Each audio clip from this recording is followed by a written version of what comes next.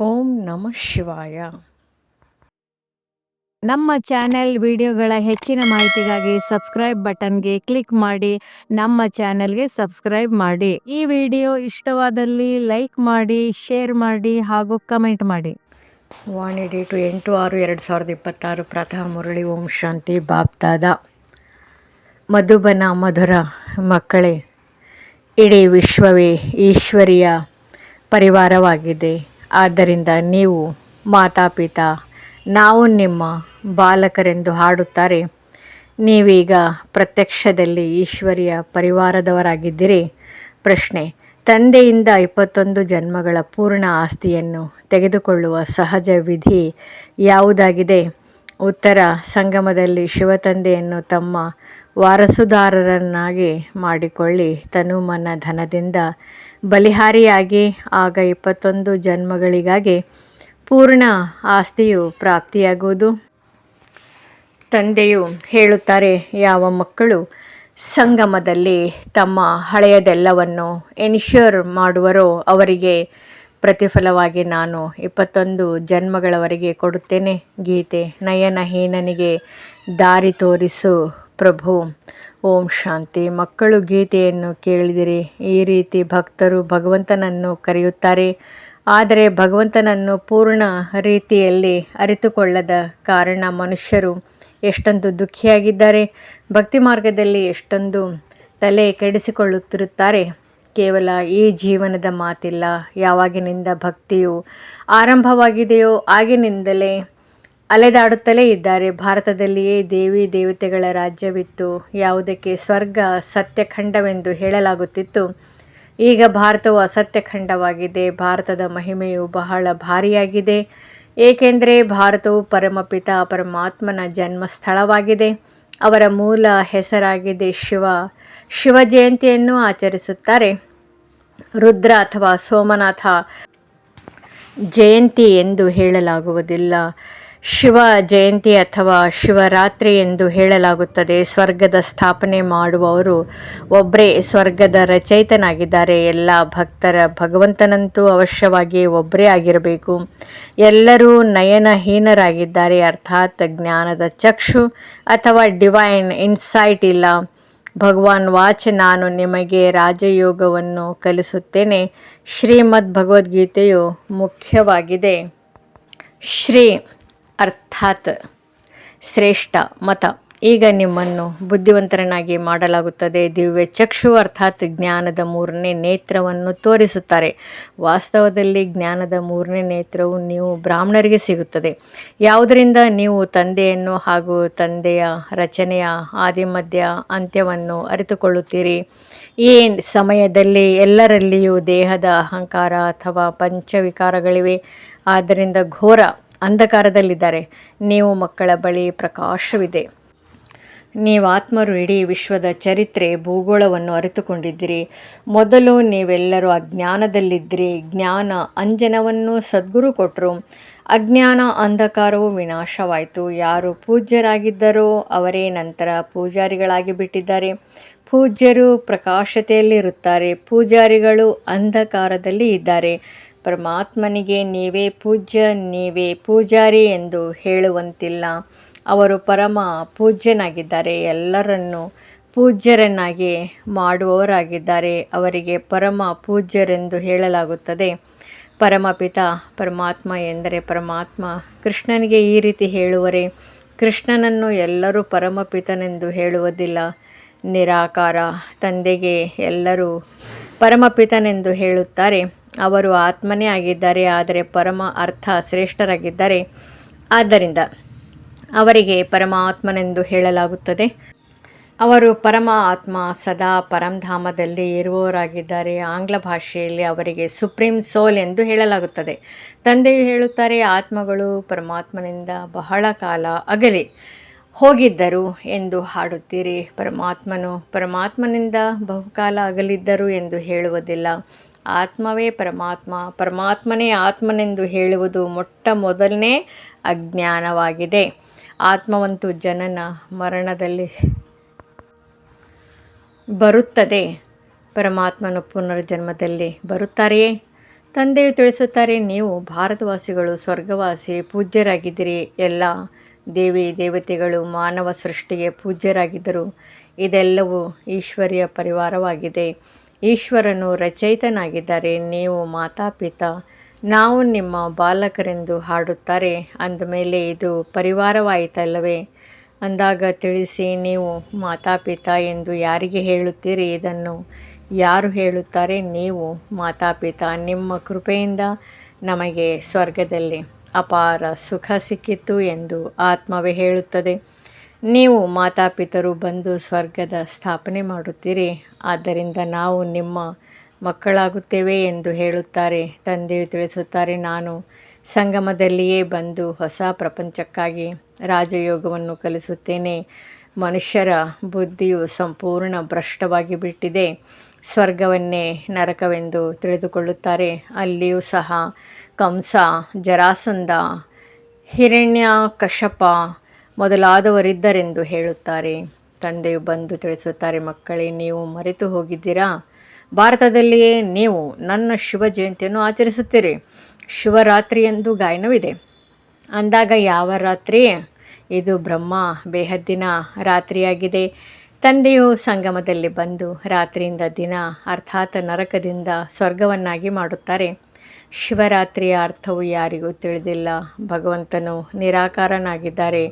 ಮನುಷ್ಯರಿಗಾದರೆ ಪ್ರತಿ ಜನ್ಮದಲ್ಲಿ ಶರೀರದ ಹೆಸರು ಬದಲಾಗುತ್ತದೆ. ಪರಮಾತ್ಮನು ಹೇಳುತ್ತಾರೆ, ನನಗೆ ಯಾವುದೇ ಶರೀರದ ಹೆಸರಿಲ್ಲ. ನನ್ನ ಹೆಸರು ಶಿವನೆಂದೇ ಆಗಿದೆ. ನಾನು ಕೇವಲ ವೃದ್ಧ ವಾನಪ್ರಸ್ಥ ತನುವಿನ ಆಧಾರ ತೆಗೆದುಕೊಳ್ಳುತ್ತೇನೆ.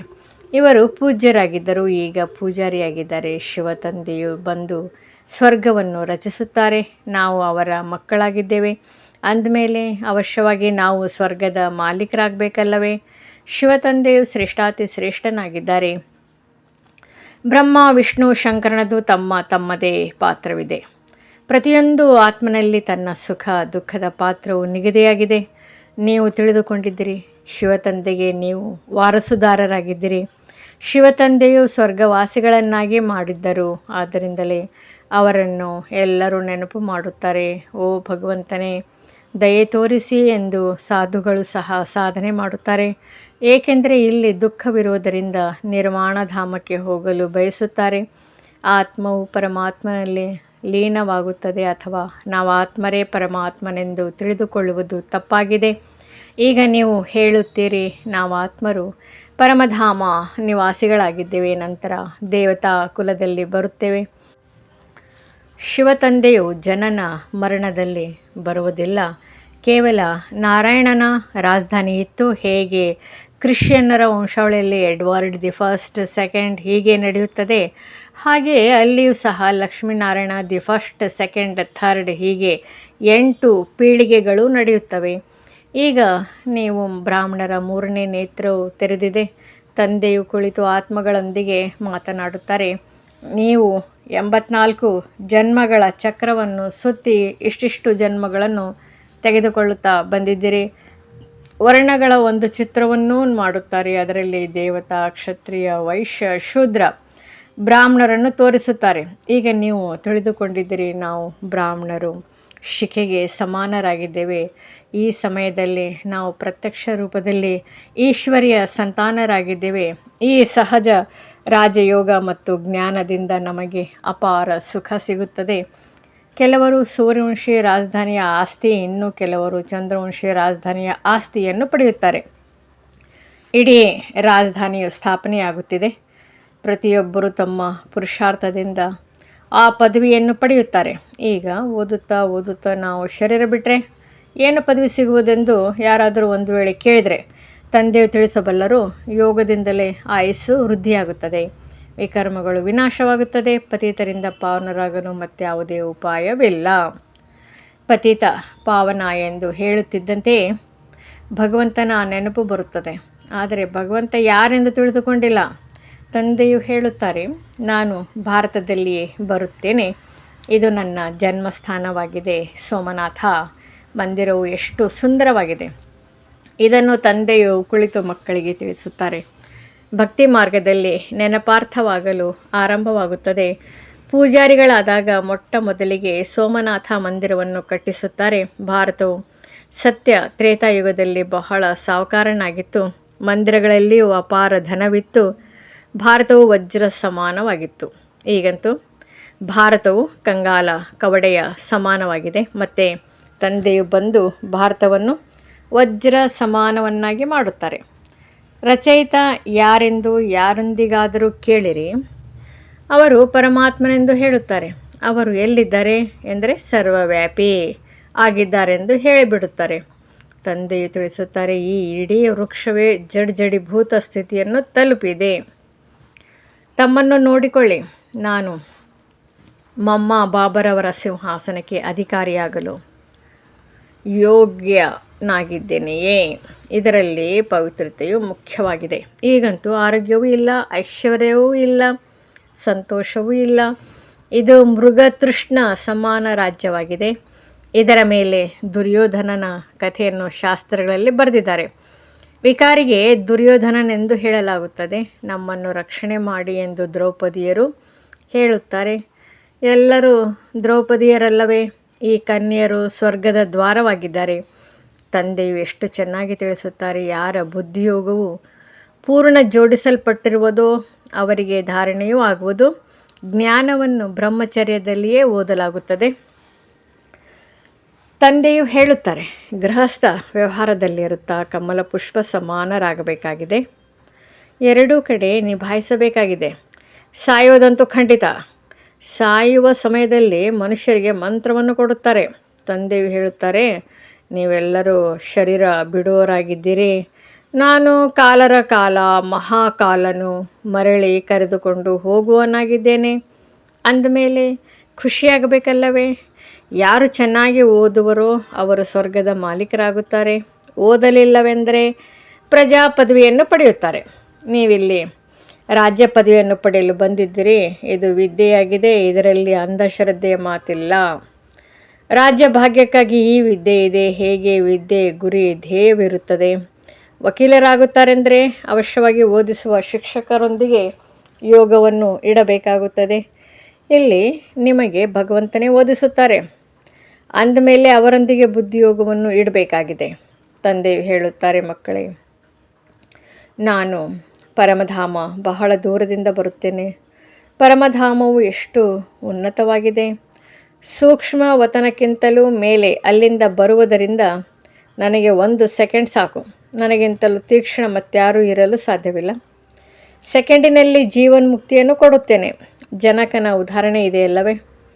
ಈಗಂತೂ ನರಕ ಹಳೆಯ ಪ್ರಪಂಚವಾಗಿದೆ. ಸ್ವರ್ಗಕ್ಕೆ ಹೊಸ ಪ್ರಪಂಚವೆಂದು ಹೇಳಲಾಗುತ್ತದೆ. ತಂದೆಯು ನರಕದ ವಿನಾಶ ಮಾಡಿಸಿ ಸ್ವರ್ಗದ ಮಾಲೀಕರನ್ನಾಗಿ ಮಾಡುತ್ತಾರೆ. ಉಳಿದೆಲ್ಲ ಆತ್ಮರು ಶಾಂತಿಧಾಮಕ್ಕೆ ಹೊರಟು ಹೋಗುತ್ತಾರೆ. ಆತ್ಮವು ಅವಿನಾಶಿಯಾಗಿದೆ. ಅದಕ್ಕೆ ಅವಿನಾಶಿ ಪಾತ್ರವು ಸಿಕ್ಕಿದೆ. ಅಂದಮೇಲೆ ಆತ್ಮವು ಚಿಕ್ಕದು ದೊಡ್ಡದಾಗಲು ಹೇಗೆ ಸಾಧ್ಯ? ಅಥವಾ ಅದು ಸುಡಲು ಹೇಗೆ ಸಾಧ್ಯ?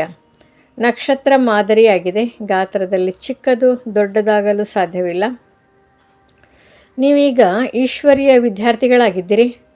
ಪರಮಾತ್ಮ ಜ್ಞಾನ ಸಾಗರ, ಆನಂದ ಸಾಗರನಾಗಿದ್ದಾರೆ.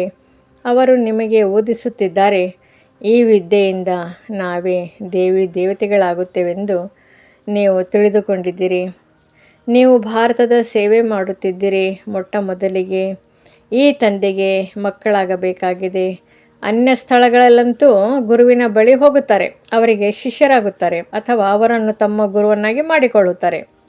ಇಲ್ಲಿ ಇವರು ತಂದೆಯಾಗಿದ್ದಾರೆ. ಅಂದಮೇಲೆ ಮೊದಲು ತಂದೆಗೆ ಮಗುವಾಗಬೇಕಾಗಿದೆ.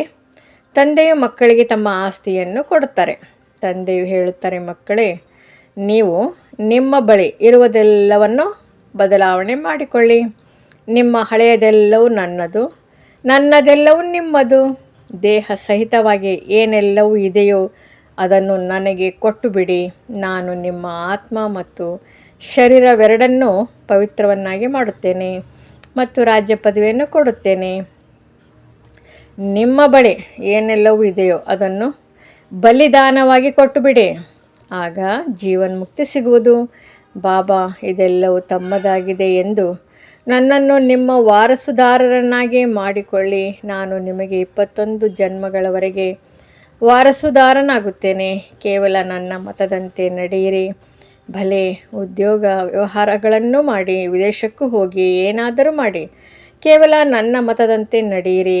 ಮಾಯೆಯು ಪದೇ ಪದೇ ಹಿಂದೆ ಬೀಳುತ್ತದೆ. ಇದರಲ್ಲಿ ಎಚ್ಚರಿಕೆಯಿಂದಿರಿ. ಇದರಲ್ಲಿ ಯಾವುದೇ ವಿಕರ್ಮ ಮಾಡಬೇಡಿ. ಶ್ರೀಮತದಂತೆ ನಡೆದಾಗಲೇ ಶ್ರೇಷ್ಠರಾಗುವಿರಿ. ಒಳ್ಳೆಯದು. ಮಧುರಾತಿ ಮಧುರ ಅಗಲಿ ಹೋಗಿ ಮರಳಿ ಸಿಕ್ಕಿರುವ ಮಕ್ಕಳ ಪ್ರತಿ ಮಾತಾಪಿತಾ ಬಾಪ್ದಾದರವರ ನೆನಪು, ಪ್ರೀತಿ ಹಾಗೂ ಸುಪ್ರಭಾತ. ಆತ್ಮಿಕ ಮಕ್ಕಳಿಗೆ ಆತ್ಮಿಕ ತಂದೆಯ ನಮಸ್ತೆ.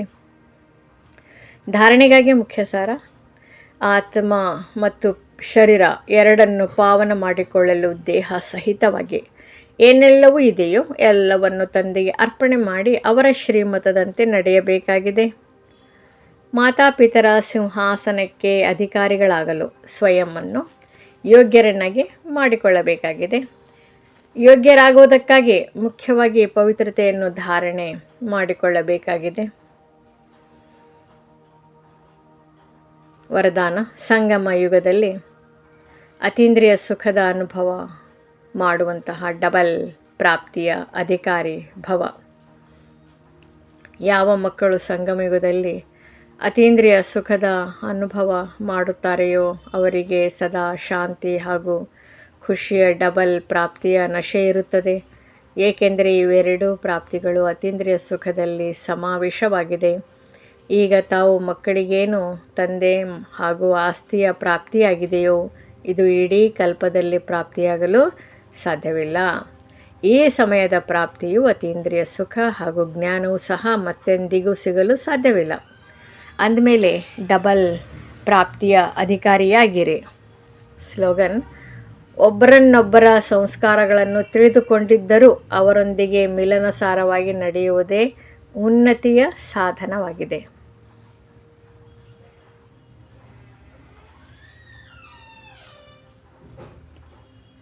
ಮಾತೇಶ್ವರಿಜಿಯವರ ಅಮೂಲ್ಯ ಮಹಾವಾಕ್ಯಗಳು: ಸತ್ಯ ಸಾಮ್ರಾಟ್ ತಂದೆಯೊಂದಿಗೆ ಸತ್ಯವಾಗಿರಿ. ತಮಗೆ ಇದೇ ಸಮಯದಲ್ಲಿ ಪರಮಾತ್ಮನ ಮೂಲಕ ಈ ಆದೇಶವು ಸಿಕ್ಕಿರುತ್ತದೆ: ನಿರಂತರವಾಗಿ ನನ್ನ ನೆನಪಿನಲ್ಲಿರಿ. ಯೋಗದ ಪರಿಭಾಷೆಯಾಗಿದೆ ಈಶ್ವರಿಯ ನೆನಪಿನಲ್ಲಿ ಇರುವುದು. ಯೋಗವೆಂದರೆ ಧ್ಯಾನವಲ್ಲ.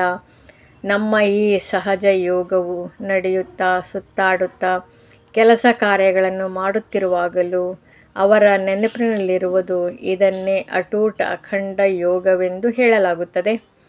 ಆದರೆ ಇದರಲ್ಲಿ ನಿರಂತರವಾಗಿ ಇರುವ ಅಭ್ಯಾಸದ ಅವಶ್ಯಕತೆ ಇದೆ.